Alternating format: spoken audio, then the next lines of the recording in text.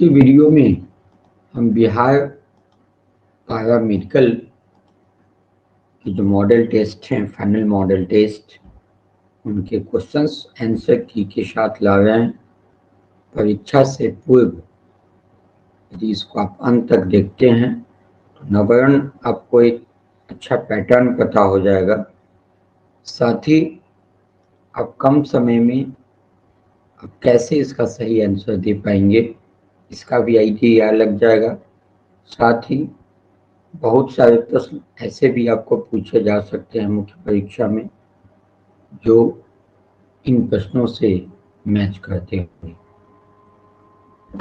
या इस पैटर्न पे आधारित होंगे। सबसे पहला प्रश्न हम दिए थे कि लोहा को जिंक से लेपित करने की क्रिया क्या कहलाती है। पता ही है कि लोहा को जिंक से लेपित करने की क्रिया गैल्वेनीकरण, गैल्वेनाइजेशन कहलाती है। दूसरा था कि जस्ता तथा तनु हाइड्रोक्लोरिक अम्ल की अभिक्रिया के फलस्वरूप कौन सा गैस बनता है। तो Zn और HCl से रिएक्शन के बाद जिंक क्लोराइड बनता है, हाइड्रोजन गैस निकलती है, H2 गैस हो गया सेकेंड ऑप्शन। श्वसन किस प्रकार की अभिक्रिया है, उपचयन, अपसंयोजन, अपचयन या उष्मा शोषी। देखिए, श्वसन एक अपचयन प्रक्रिया है जिसमें कार्बन डाइऑक्साइड गैस निकलती है। अपचय और अपचय दो तरह की क्रिया होते हैं, तो ये अपचय क्रिया और यह उष्माक्षेपी होती है। कभी कभी विकल्प ऐसा भी होता है, कई बार पूछे गए ये प्रश्न कि उसमें उष्माक्षेपी विकल्प में था क्योंकि उसमें उष्मा निकलती है एटीपी के फॉर्म में।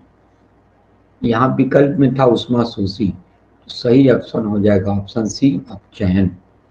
अगला प्रश्न है कि सूर्य तथा अन्य तारों की विशाल ऊर्जा के स्रोत क्या है। नाभिकीय संलयन न्यूक्लियर फ्यूजन, नाभिकीय विखंडन न्यूक्लियर फिजन, या दोनों, या इनमें से कोई नहीं। तो जो सूर्य है, अब सूर्य की बात ही करें तो सूर्य के कोर में हाइड्रोजन पाया जाता है और ये हाइड्रोजन के बीच आपस में संलयन होता है। संलयन से हीलियम का नाभिक बनते हैं और इस अभिक्रिया में परिमाण में ऊष्मा उत्सर्जित होती है जिससे पृथ्वी तक या अन्य ग्रहों तक ऊष्मा प्राप्त होती है। तो सही ऑप्शन हो गया नाभिकीय संलयन। अगला प्रश्न है कि गोबर गैस क्या है, प्राकृतिक गैस, बायोगैस, लकड़ी या चूल्हा। तो गोबर गैस एक बायोगैस है। अगला है कि सक्रियता श्रेणी में हाइड्रोजन के ऊपर के धातु अम्लों से अभिक्रिया कर हाइड्रोजन आयन बनाते हैं, अम्लों से अभिक्रिया कर हाइड्रोजन गैस बनाते हैं, साधारण ताप पर जल से अभिक्रिया करते हैं, इनमें से कोई नहीं। तो हाइड्रोजन के ऊपर के जो धातु हैं वह अम्ल से अभिक्रिया करके हाइड्रोजन गैस देते हैं। जैसे अभी जिंक में भी देखें Zn + H2SO4, तो ZnSO4+H। लेकिन कॉपर हाइड्रोजन से नीचे है, तो यदि सल्फ्यूरिक अम्ल में हम कॉपर को डाल देंगे तो वहाँ कोई रिएक्शन नहीं होगा, वहाँ क्योंकि अभिक्रियाशीलता श्रेणी में कॉपर हाइड्रोजन से नीचे है। अगला प्रश्न था कि कॉपर का निष्कर्षण मुख्यतः किस अयस्क से किया जाता है। Copper glass, copper pyrite, cuprite, या इनमें से कोई नहीं। तो कॉपर ग्लास, कॉपर पाइराइट और क्यूपराइट तीनों कॉपर के अयस्क है, लेकिन तांबा का मुख्य निष्कर्षण कॉपर पाइराइट से किया जाता है, ठीक है, जो एक सल्फाइड अयस्क। अगला प्रश्न था कि निम्न में से कौन सा एरोमेटिक हाइड्रोकार्बन है। CH4, मीथेन एरोमेटिक नहीं है, एलिफैटिक है। एलिफैटिक, एरोमेटिक, पॉलीन्यूक्लियर, तीन तरह के बताए थे कार्बनिक एवं उसके यौगिक चैप्टर में। CH4 इथिलीन है, ये भी एरोमेटिक हो गया। C6H6 ये बेंजीन है, ये एरोमेटिक होता है। और डी में था C3H8, ये प्रोपेन। तो क्या हो गया, बेंजीन C6H6। अगला कि मैग्नीशियम पाया जाता है क्लोरोफिल में, लाल रक्तकण में, वर्णी लवक में, श्वेत रक्तकण में। तो मैग्नीशियम क्लोरोफिल में पाया जाता है, ठीक है। लाल रक्तकण में तो हीमोग्लोबिन पाया, लोहा पाया जाता है। अगला कि मानव हृदय का औसत प्रकुंचन दाब है। कल के वीडियो में हम आपको बताए थे जो सामान्य विज्ञान से जो अति महत्वपूर्ण प्रश्नोत्तर थे, तो उनमें आपको अनुशीतलन दिए थे। यहाँ पर कुंचन डाल दिए। कुंचन दाब जो है वो 120 mm ऑफ Hg होता है, अनुशीतलन 80 mm ऑफ Hg होता है। ये प्रकुंचन, इसको सिस्टोलिक, अनुशीतलन डायस्टोलिक प्रेशर कहते हैं। यही दोनों मिलके 120/80 लिखाता है। ठीक है। अगला प्रश्न है कि कौन सी अंतःस्रावी ग्रंथि वृक्क के दोनों ओर ऊपर स्थित होती है? गोनेड्स, पिट्यूटरी मस्तिष्क में होती है, ग्नाशय ये स्टोमिक में है। वृक्क के ऊपर एड्रिनल होता है, adrenal gland, adrenal cortex, adrenal medulla बताए थे। ये एड्रिनल ग्लैंड सही ऑप्शन हो गया। निम्न में कौन मानव में मादा जनन तंत्र का भाग नहीं है? अंडाशय उभरी मादा जनन तंत्र में पाया जाता है, गर्भाशय यूट्रस है ही। शुक्रवाहिका और डिम्बवाहिनी, डिम्बवाहिनी फैलोपियन ट्यूब जो है यह भी मादा जननांग का भाग है, शुक्रवाहिका नहीं है, यह नर जननांग का भाग है। अगला है कि फूल का कौन सा भाग फल में बदलता है? जब निषेचन होता है तो अंडाशय से फल और बीजांड से बीज बनते हैं। निषेचन चैप्टर में आपको डिटेल में बताए हुए हैं। तो सही ऑप्शन हो गया, क्योंकि फल है तो अंडाशय, यही बीज रहता तो हो जाता बी। अगर बीज अगर मान लीजिए बीज रहता तो बीजांड। ठीक है। पुरुषों में लिंग गुण सूत्र होते हैं, यह भी आपको बताया आनुवंशिक चैप्टर में। पुरुषों में XY और महिलाओं में XX होता है। सही ऑप्शन बी हो गया, XY। अगला है कि एक उत्तल लेंस की क्षमता 1 डायोप्टर है, तो उस लेंस की फोकस दूरी होगी। देखिए, फोकस दूरी लेंस की क्षमता के व्युत्क्रम को कहते हैं। तो एक व्युत्क्रम एक ही हो गया, तो 1 मीटर हो गया, यानी 100 सेंटीमीटर, क्योंकि डायोप्टर 1 डायोप्टर है, -1 नहीं है, तो +100 सेंटीमीटर। और विकल्प था +10, -10, +100, -100, तो +100 सेंटीमीटर आपका सही ऑप्शन हो गया। यदि मीटर में होता तो +1 मीटर हो जाता। अगला प्रश्न है कि किसी अवतल दर्पण द्वारा काल्पनिक, सीधा तथा आवर्धित प्रतिबिंब बनता है जब वस्तु स्थित होती है दर्पण तथा उसके फोकस के बीच, फोकस तथा वक्ता केंद्र के बीच, वक्ता केंद्र पर, वक्ता केंद्र से परे। देखिए, फोकस तथा वक्ता केंद्र के बीच यदि होता है तो प्रतिबिंब वक्ता केंद्र और अनंत के बीच बनता है। वक्ता केंद्र पर हो तो वक्ता केंद्र पर ही बनता है, सब में उल्टा बनता है। वक्ता केंद्र से परे हो तो वक्ता केंद्र से परे है तो वक्ता केंद्र और फोकस के बीच बनता है। दर्पण तथा उसके फोकस के बीच यदि रखा जाए तो इसका प्रतिबिंब दर्पण के पीछे बनता है, तो काल्पनिक, सीधा और आवर्धित होता है। अगला है कि निकट दृष्टि दोष उत्पन्न होने का क्या कारण है? तो निकट दृष्टि दोष में नेत्र गोलक की लंबाई बढ़ जाती है, अब नेत्र लेंस की वक्रता बढ़ जाती है। सही ऑप्शन ए हो गया। और नेत्र जो होगा उसका रेडियस बढ़ जाता है। अगला कि मृत्यु के पश्चात कितने घंटे के अंदर नेत्र निकाल लेना चाहिए? कई बार पूछे हुए प्रश्न को 2 से 3 घंटे के भीतर, 4 से 6 घंटे के भीतर, 8 से 10 घंटे के भीतर और 10 से 12 घंटे के भीतर। देखिए, 6 घंटा तक आंख लगाने की स्थिति में होता है, उसके बाद यदि आंख को निकालेंगे तो उसका कॉर्निया समाप्त हो जाता है और कॉर्निया को ही नेत्रदान में कॉर्निया दान किया जाता है। तो 4 से 6 घंटे के भीतर ये सही ऑप्शन होगा। अगला कि 1 किलोवाट आवर जो होता है, 1 किलोवाट घंटा का व्यवहारिक मात्रा क्या है? तो बिजली खपत में जो यूनिट होता है वही होता है 1 किलोवाट आवर।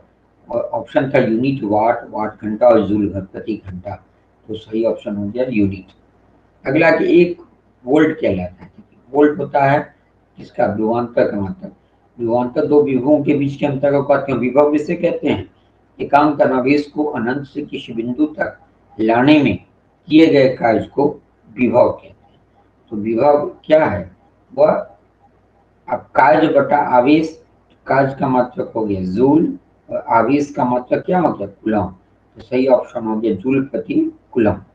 अगला प्रश्न है कि यदि एक लंबी चुंबक को 3 भागों में काट दिया जाए तो उसमें ध्रुवों की कुल संख्या क्या होगी? देखिए, एक चुंबक अकेले है तो उसमें 2 ध्रुव है, उत्तरी ध्रुव, दक्षिणी ध्रुव। 2 भाग में बांटेंगे तो दोनों के अलग अलग ध्रुव बन जाएंगे, 2 उत्तरी ध्रुव 2 दक्षिणी ध्रुव, तो 4 ऑप्शन हो जाएगा। लेकिन यहाँ 3 भाग में काटेंगे, तो 3 भाग में काटेंगे तो 3 उत्तरी ध्रुव 3 दक्षिणी ध्रुव, यानी एक का उत्तरी दक्षिणी भी, दूसरे का उत्तरी दक्षिणी, तीसरे का उत्तरी दक्षिणी, टोटल 6 ध्रुव बन जाएगा। सही। और विकल्प में दिए थे 2 3 4 6, सही ऑप्शन हो गया 6। अगला कि महासागरों में ऊर्जा उपलब्धता के रूप में है, सागरीय तापीय ऊर्जा ये है, ज्वारीय ऊर्जा ये भी है, तरंग ऊर्जा तरंग उत्पत्ति है ये भी ऊर्जा संभव है। तो प्रयुक्त सभी जो डी विकल्प है वो आपका करेक्ट ऑप्शन हो गया। अगला प्रश्न है कि यदि किसी गतिमान वस्तु का वेग 1.5 गुना बढ़ा दिया जाए तो उसकी गतिज ऊर्जा होगी। ठीक है, तो गतिज ऊर्जा था हाफ एम वी स्क्वायर, तो v का 1.5 गुना यदि बढ़ जाएगा तो 15 का स्क्वायर 225 हो जाएगा, यानी 2.25 गुना हो जाएगी। और ऑप्शन था 1.5 गुना, 3 गुना, 2.25 गुना और 6 गुना। सही ऑप्शन हो गया 2.25 गुना। अगला प्रश्न है कि ध्वनि ऊर्जा का विद्युत ऊर्जा में परिवर्तित किया जाता है, माइक्रोफोन द्वारा, लाउड स्पीकर द्वारा, सौर कोशिका द्वारा, ग्रामोफोन द्वारा। तो आपको पता है कि माइक्रोफोन विद्युत ऊर्जा को ध्वनि ऊर्जा में कन्वर्ट नहीं करता, बल्कि ध्वनि ऊर्जा को विद्युत ऊर्जा में कन्वर्ट करता है। तो माइक्रोफोन आपका करेक्ट ऑप्शन हो गया। अगला है कि पिग्नोमीटर नामक उपकरण किसे मापने के लिए किया जाता है, घनत्व, सौर विकिरण की तीव्रता, भूकंप की तीव्रता या उच्च तापमान। तो देखिए पिग्नोमीटर अपेक्षित घनत्व का मापन करने के लिए किया जाता है, तो घनत्व जो ए नंबर में है वो आपका सही ऑप्शन हो गया। ठीक है, ये थे आपको ये जो इम्पोर्टेंट क्वेश्चंस जो साइंस सब्जेक्ट से थे। ठीक है, अब आपको मैथ से जो इम्पोर्टेंट क्वेश्चंस थे वो क्वेश्चन हम ला रहे हैं। मैथ में आपको पहला क्वेश्चन जो है डाले थे कि त्रिभुज के कोण 1:2:3 के अनुपात में है, तो दिए गए अनुपात के लिए सही त्रिभुज का चुनाव करें। देखिए x मानिएगा तो x + 2x + 3 है, 3 2 5 6x हो गया, तीनों कोणों का मान योग कितना होता है 180, तो 6x बराबर 180, तो x बराबर हो गया 30। x 30 हो गया तो पहला कोण 30, दूसरा 30 गुने 2 60 और तीसरा 30 3 90 हो गया। तो जब ये एक कोण 90 हो तो उसको समकोण त्रिभुज कहते हैं। विकल्प में था समबाहु, विषमबाहु, समकोण, अधिक कोण, तो समकोण त्रिभुज आपका करेक्ट ऑप्शन हो गया। 27वां क्वेश्चन था कि पिता तथा उसके पुत्र की वर्तमान आयु का योग 126 है, यानी पिता का मान लीजिए x, पुत्र का मान लीजिए y, तो x + y 126 दिया हुआ है। 8 वर्ष पूर्व उनकी आयु क्रमशः 7:4 के अनुपात में, तो 8 वर्ष पूर्व, तो x का हो गया x - 8 बटा y - 8, दोनों में 8 घट गया, बराबर 7/4। तो इससे आपको x और y में रिलेशन पता हो गया, तो x और y का मान निकल जाएगा। 2 इक्वेशन हो गया, x + y 126, दूसरा है इससे एक इक्वेशन बना, दोनों से सॉल्व कर लिए, तो पिता और पुत्र का आयु निकल गया। और उस आयु में 7 वर्ष पिता में जोड़ दिए और फिर 7 वर्ष पूर्व में जोड़ दिए और दोनों को भिन्न में कन्वर्ट करके फिर इसको काट दिए, तो आपका 17:11 आपको फाइनल विकल्प आ जाए। ठीक है, अगला कि 10 क्रमागत संख्याएं दी गई है, मध्य में दी गई संख्याओं का औसत 13.5 है, तो प्रथम 6 संख्याओं का योग क्या होगा। देखिए मध्य में दी गई संख्या, मध्य की संख्या कौन होगी, जब 10 संख्या है तो मध्य की संख्या क्या होगी, 9 रहे तो 5वां हो जाएगा और 10 रहे तो 5वां छठा का औसत हो जाएगा। तो 5वीं क्रमागत संख्या क्या हो गया x, x + 1, x + 2, x + 3 है ना, तो 5वां x + 5 हो गया, छठा x + 6 हो गया बटा छठा x + 5 हो गया, 5वां x + 4, तो वो दोनों का औसत दिया हुआ 13.5, तो उनका योग क्या हो गया, औसत हो गया 13.5, तो योग है 13.5 × 2 27, तो 27 हो गया तो x का मान निकल गया, तो x का मान निकल गया तो पहली संख्या निकल गई, तो फिर दूसरी संख्या x प्लस 1 निकाल दी। इसी तरह से 6 संख्या तक निकाल दी। अब 6 संख्या तक निकाले हैं, अब इस 6 का योग निकाल दिए, जोड़ दिए 6, जो आया वही करेक्ट ऑप्शन हो गया। जोड़ेंगे तो आपको 69 आएगा। ऑप्शन था 65, 59, 80, 69, 69 आपका करेक्ट ऑप्शन हो गया। अगला प्रश्न है कि एक पी एक मेज को 16 दिन में बना सकता है, जबकि क्यू उसे 20 दिन में बना सकता है। क्यू ने काज प्रारंभ करना शुरू किया तथा इस काज को 5 दिन तक किया। तो देखिए क्यू एक दिन में 1/20 था, 5 दिन में 5/20 यानी 1/4 काम क्यू समाप्त कर दिया। तो बचा कितना, 3/4 काम। अब पी 16 दिन में एक काम कर रहा है, यानी एक दिन में 1/4 काम करता है। ठीक है, तो 1/4 एक काम किया 16 दिन में, तो कितना 3/4 काम जो शेष है वो करेगा 16 गुने 3/4, तो 12 दिन सही ऑप्शन होगा। ठीक है, तो 12 आपके ऑप्शन नंबर 2 में थे, 11, 12, 15 था, तो सही ऑप्शन हो गया 12 इसका। कैसे बनाएंगे वो क्लियर हो गया। अगला प्रश्न है कि एक नाव 14 किलोमीटर धारा के अनुकूल प्रतिकूल तथा 16 किलोमीटर धारा के अनुकूल दूरी 9 घंटे में तय करती है। वह 12 किलोमीटर धारा के प्रतिकूल तथा 40 किलोमीटर धारा के अनुकूल दूरी 11 घंटे में तय करती है। स्थिर जल में नाव की गति किलोमीटर प्रति घंटा में क्या है? 2 किलोमीटर प्रति घंटा, 3 किलोमीटर प्रति घंटा, 4 किलोमीटर प्रति घंटा या 5 किलोमीटर प्रति घंटा। कैसे बनाते हैं? मैंने शांत जल में नाव की चल x मान ली, धारा की चल y बना ली। तो क्या हो गया कि धारा के अनुकूल x प्लस वाई चाल से चलेगा, दोनों जुड़ जाएगा, और धारा के प्रतिकूल x माइनस वाई चाल से चलेगा। तो इससे 2 इक्वेशन बनेंगे आपको, 1/14/x माइनस वाई है ना, धारा के प्रतिकूल प्लस 16/x प्लस वाई बराबर 9।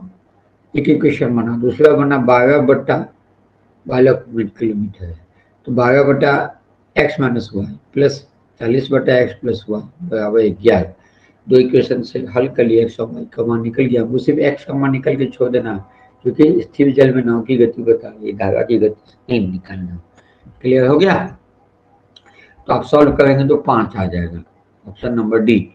अगला है कि एक 4000 रुपया की राशि साधारण ब्याज से 6 वर्ष में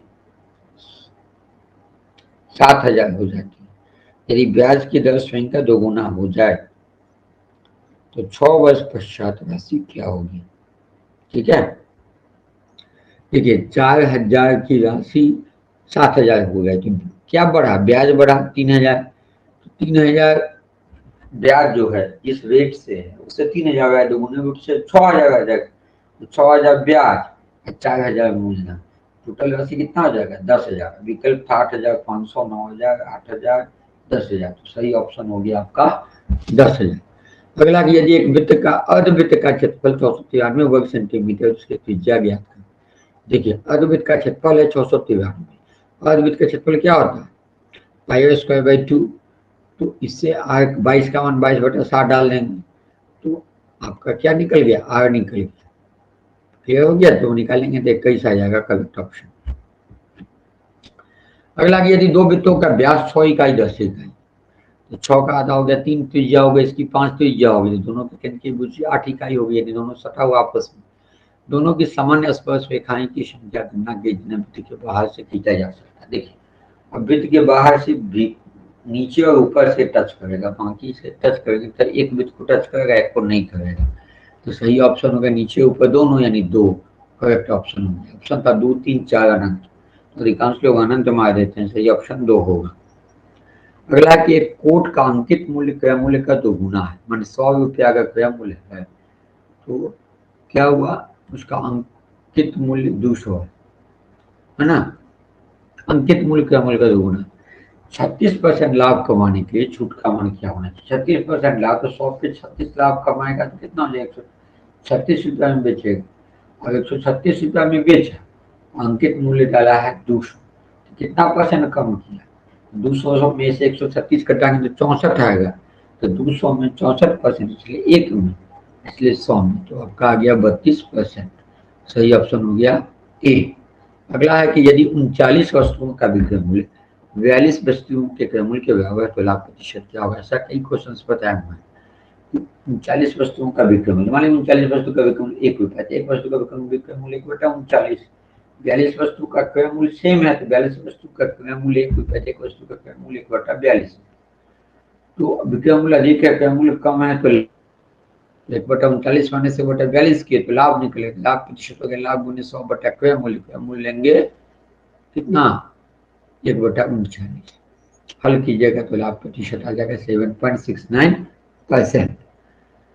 अगला कि यदि आयत की लंबाई उसकी चौड़ाई से 1 सेंटीमीटर अधिक है, मान लीजिए कि चौड़ाई x का लंबाई हो गया x+1, परिमाप हो गया x + x + 2x + 2 बराबर 18, 2x बराबर 16, तो x बराबर हो गया 8। 8 हो गया लंबाई, चौड़ाई हो गया 8 हो गया चौड़ाई, लंबाई हो गया 9। ठीक है, तो इसका क्षेत्रफल हो जाएगा 5 4 4 और 5 20 सेंटीमीटर स्क्वायर। 37 अगर दिए गए विकल्पों में से लुप्त संख्या ज्ञात करो। देखिए 5 6, 5 के बाद 1 बड़ा 6, 6 के बाद 1 बड़ा 7, 7 के बाद 5 बड़ा 20, 12। ये कोई नियम नहीं जा रहा, दूसरा नियम लगाते देखेंगे कहीं एक अल्टरनेट करके तो नहीं जाएगा। 5 2 7 3 10 4 14 ऐसे बढ़ता जाएगा, आगे 19 हो जाएगा, 19 के बाद आगे 25 हो जाएगा, और 6 के बाद 12। ठीक है, और 12 के बाद नहीं पता है, और उसके बाद 144। तो क्या है ये निकालना है, तो 6 दूनी 12, 12 तिया 36 है, 36 चौका 144, 12 तिया 36, तो डी हो गया 36। जिस क्वेश्चन है कि लॉग 10,000 का मान क्या होगा, तो लॉग 10,000 को 10 के पावर में लिखेंगे तो 10 पर पावर 4 हो जाएगा। तो 10 पर पावर 4, तो आपको पता है कि log A to the power m बराबर m log a, तो 4 आ गया, 4 log 10 है, log 10 का मान 1, 4 गुने 1 तो 4 हो जाएगा आपका करेक्ट ऑप्शन। अगला कि एक लड़का 12 किलोमीटर प्रति घंटा की औसत गति पर स्कूल पहुंचने के लिए 20 मिनट लेता है। यदि उसे 15 मिनट में पहुंचना है तो औसत गति होनी चाहिए। कैसे बनाएंगे इसको, है ना? 20 मिनट समय लेता है तो 12 किलोमीटर प्रति घंटा को 20 मिनट, यानी मिनट को घंटा में बदल के गुना कर देंगे तो उतना दूरी निकल गया। अब दूरी पता हो गया और समय पता हो तो 15 मिनट, 15 मिनट को घंटा में कन्वर्ट कर दिए, कितना आ गया 1/4, और उसमें मल्टीप्लाई कर दिए तो वही दूरी हो गया 16 किलोमीटर प्रति घंटा, वो चालू। मैथ का 40वां क्वेश्चन था कि तारा पृथ्वी से 8.1 × 10⁻13 किलोमीटर दूर है। दूरी पता होगा, माना कि प्रकाश 3 × 10⁵ किलोमीटर प्रति सेकंड की गति से चलता है। तारे से प्रकाश को पृथ्वी तक पहुंचने में कितना समय लगेगा?